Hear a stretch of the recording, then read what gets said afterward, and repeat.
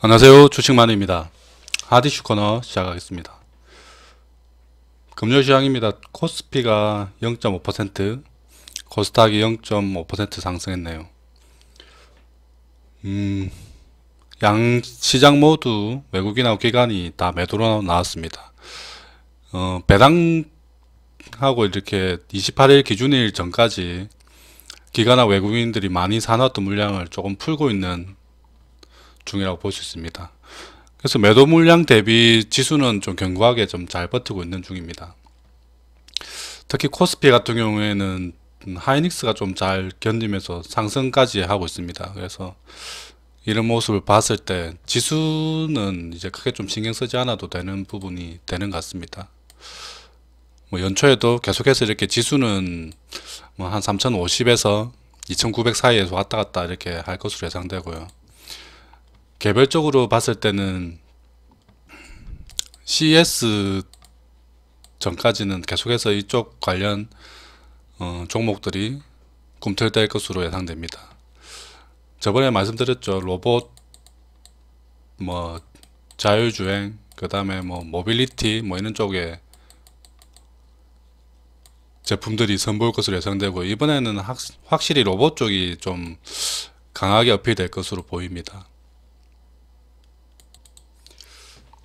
관심 종목들 리뷰하겠습니다. 프리엠스가 3.4% 정도 상승했네요. 계속해서 이렇게 상승세를 유지하고 있죠.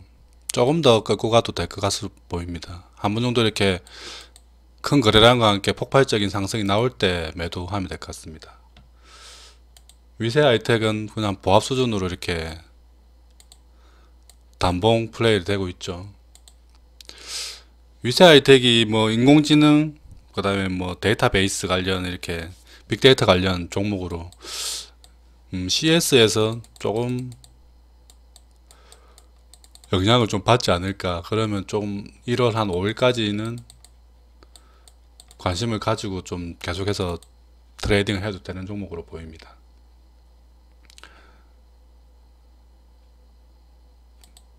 현대공업은 조금 빠졌는데 그래도 아직까지 매수 구간에 있죠. 최근에 단기 좀 급등 이후에 계속 물량 소화하고 있는 중으로 보입니다. 여기서 조금 뭐 며칠 정도 더 시간 끌다가 이렇게 한번 올라갈 때 매도하면 되겠죠. 한국토진신탁도 뭐 보합 수준으로 이렇게 유지하고 있고요. 지금 뭐 2,500원에서 2,600원 사이에서는 매수, 그리고 2,800원 위에서는 매도, 이렇게 진행하면은 무난한 종목입니다. 중장기 종목으로 가져왔던 SK스퀘어도 뭐 무난하게 이렇게 박스권 형태를 만들고 있습니다. 이 부분이 앞에서 이렇게 좀 거래가 많이 나왔던 부분을 물량 소화하고 있는 중이고요. 이제 여기 7만원대를 돌파하게 되면은 본격적으로 쇼커버 물량이 들어올 것으로 보입니다. 그러면은 7만원 위에서 한번 크게 큰 양봉, 장대 양봉 하나 기대해 볼 만한 자리로 보입니다. 계속해서 좀 관심을 가져야 되는 종목으로 보입니다.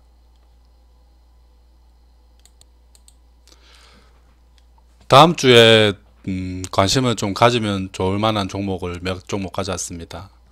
첫 번째 종목이 K카입니다. 중고차 거래 사이트를 운영하고 있죠. 이 종목은 이 부분에서 이렇게 외국계 증권사에서 좋은 리포트가 나왔습니다. 목표가를 뭐 8만원까지 제시하는 뭐 증권사가 있었는데요. 이때 나왔던 리포트가 중고차 가격이 신차 가격을 뭐 능가한다는 리포트였습니다. 그래서 중고차 거래를 하고 있는 K카가 가장 큰 수혜를 받을 것이다 라고 내용이 나왔죠. 그리고 그 차량용 반도체가 이렇게 뭐 공급망을 뭐 해소가 된다는 분위기겠지만, 여전히 업계에서는 내년에도 차량용 반도체 공급이 원활하게 돌아가지 않을 것이다 라는 내용이 많이 있습니다. 그래서 내년 한 전반기까지는 생산 차질이 조금 불가피하다. 그러면 중고차 가격이 계속해서 상승할 수 있겠죠.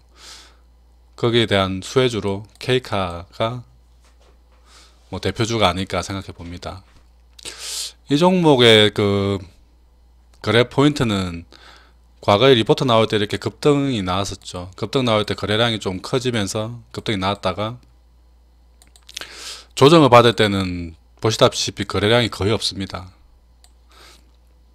이렇게 가격이 42,000원대에서 34,000원대까지 크게 빠지는데, 가격은 크게 빠지는데 거래량은 거의 없었죠. 그렇다는 것은 이때 상승시킬 때 나왔던 큰 거래량 대비 물량이 지금 빠져나가지 못하고 갇혀 있다는 겁니다. 뭐 물론 중간중간에 조금씩 물량이 나갔겠지만 대부분의 물량들은 아직도 가지고 있다.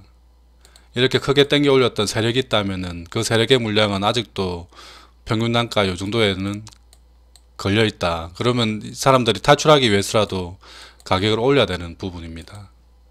그러면 저희는 이때 거래 없을 때 조용히 그냥 분할로 매수해 놓으면은 나중에 튀어 오를 때 4만원 위에서 이렇게 매도를 하면은 뭐 좋은 종목이 아닌가.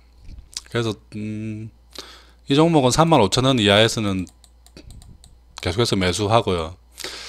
혹시 모르니까 이렇게 32,500원 깨질 때 손절하는 게 좋지 않을까.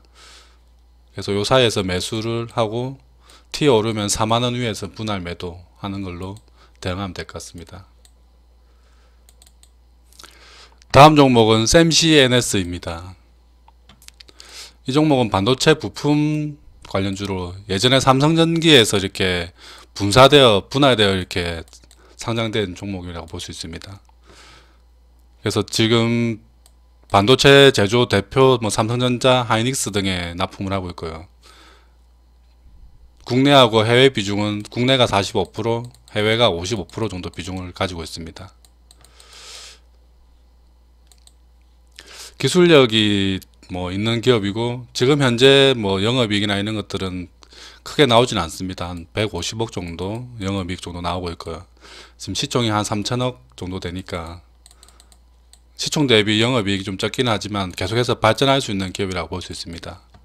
이번에 그 전환사채를 발행해서 한 500억 정도 자금 중에 한 400억 정도를 시설 투자를 하고 한 100억 정도를 연구개발에 투입한다고 합니다. 그래서 500억 전환사채를 발행하고 그 돈을 대부분 다 시설하고 연구개발에 투자한다는 것은 기업이 앞으로 훨씬 더 커질 수 있다는 자신감을 보이는 거죠. 그래서 지금 가격대는 거의 바닥에 가깝고요. 그리고 지금 앞에서 이렇게 상장하고 그렸던 바닥권을 최근에 돌파를 했습니다. 거래량과 함께. 여기서 이제 한 7,000원대에서 지지선만 좀 나와주면은 전 고점인 한 9,000원대까지 반등도 가능해 보입니다. 그래서 무리하게 급등에 따라가는 것보다는 여기서 7,000원 근처에서 지지선 나올 때 분할 매수하면 좋은 종목이 아닌가 생각해 봅니다. 다음 종목은 지니틱스입니다. 이 종목은 터치 반도체 전문 기업이고요. 보통 그 웨어러블 기기에 들어가는 조그만 소형 터치 반도체들을 제작하고 있습니다. 무선 이어폰이나 그 다음에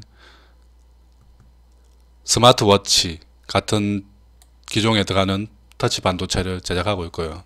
앞으로 이제 유망한 그 제품으로는 웨어러블 로보틱스 쪽으로 이렇게 넘어간다고 합니다. 그러면은 신체에 착용할 수 있는 로봇으로 넘어갈 때 그 부분에 이렇게 보여줘야 되는 스크린이나 터치되어야 되는 부분들이 많이 생기겠죠.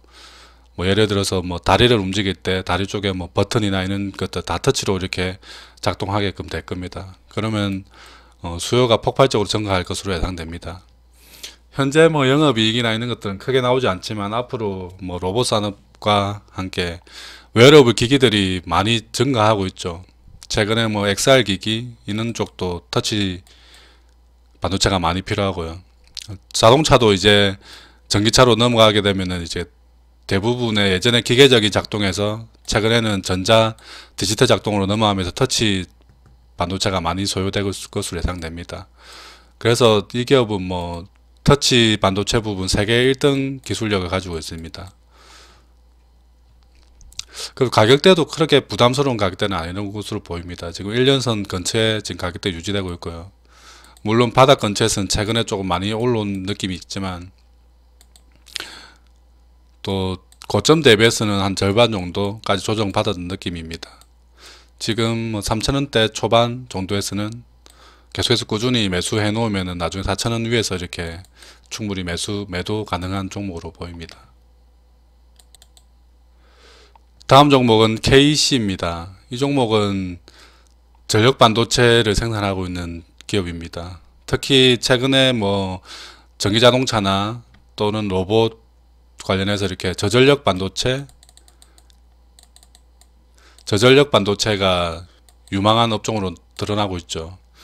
왜냐하면은 그 배터리 뭐 양은 정해져 있는데 전력을 많이 사용하게 되면은 아무래도 가동 시간이 줄어들게 되고, 그러면은 배터리가 차지하는 공간이 커지고 가격이 커지기 때문에 저전력 반도체가 전력을 잘 컨트롤할 수 있는 저전력 반도체가 앞으로 많이 사용될 것으로 보입니다. 그 부분이 부각되면서 최근에 좀 많이 올랐다가 지금은 기간 조정을 좀 거치고 있는 모습으로 보입니다. 이 고점 거의 신고가 부근에서 이렇게 기간 조정을 좀 장기간 지금 한 2달째 정도 거치고 있는데요. 이제 물량 소화가 어느 정도 마무리되고 나면은 이렇게 다시 튀어오를 것으로 보입니다. 그래서 KC는 단기보다는 좀 멀리 보고 가면은 좋은 종목이 아닌가.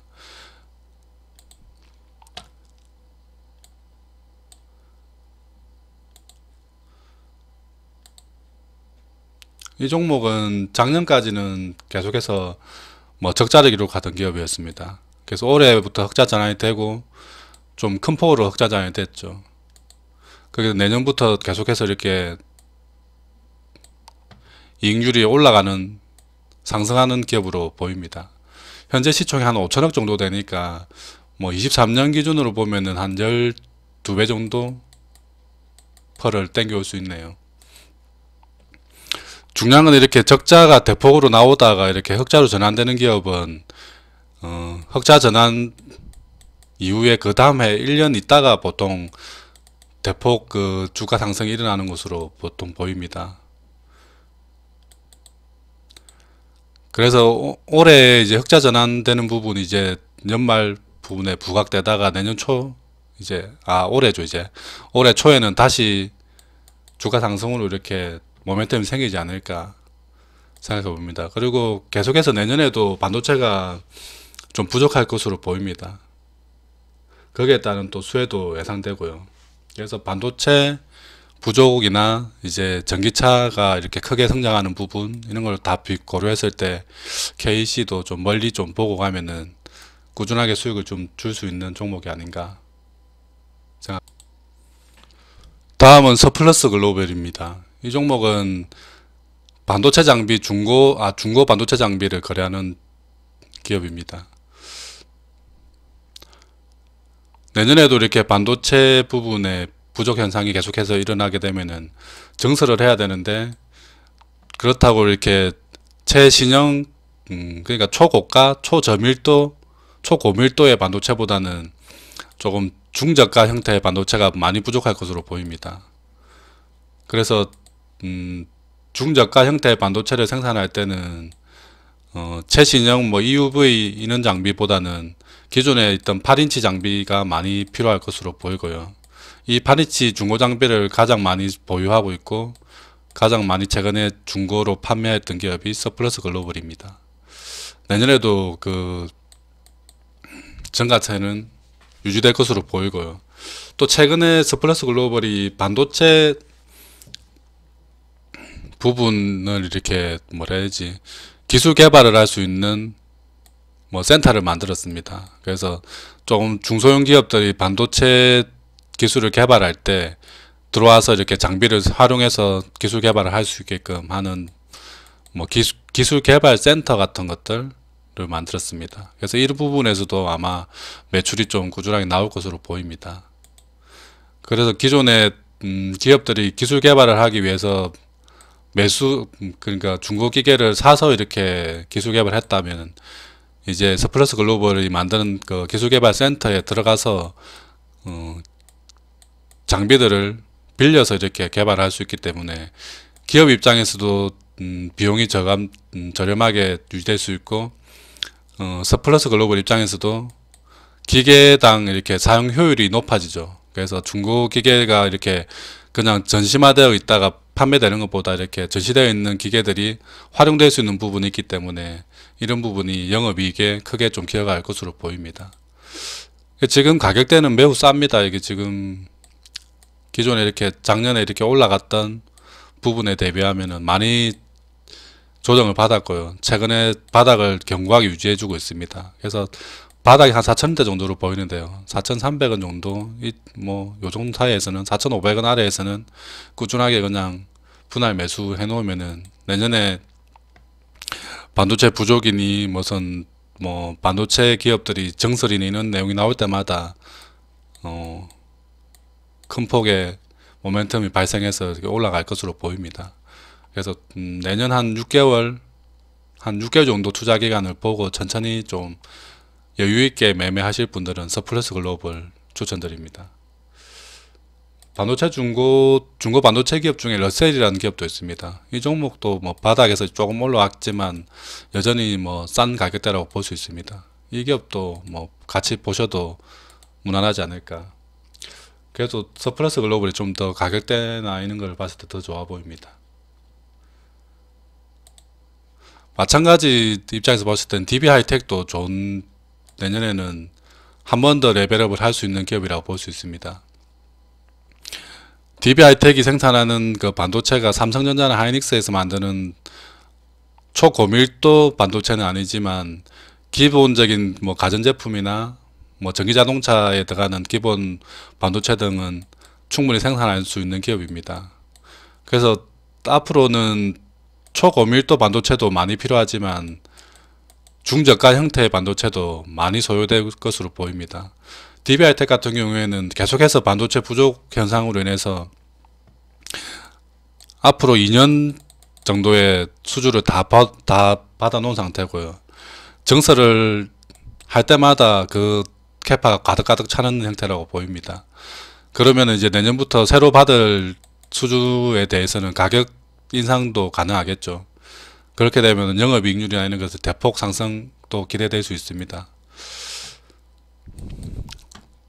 전고점이 79,000원을 넘어서 앞으로는 10만원대까지 가능해 보이는 종목입니다. 지금 물량 소화를 잘 하고 있고요. 7만원대 부근에서는 충분히 분할 매수 가능한 종목으로 보입니다. 내일 1월 3일 새해 첫날 모두 성공 투자 기원하겠습니다. 지금까지 주식만이었습니다.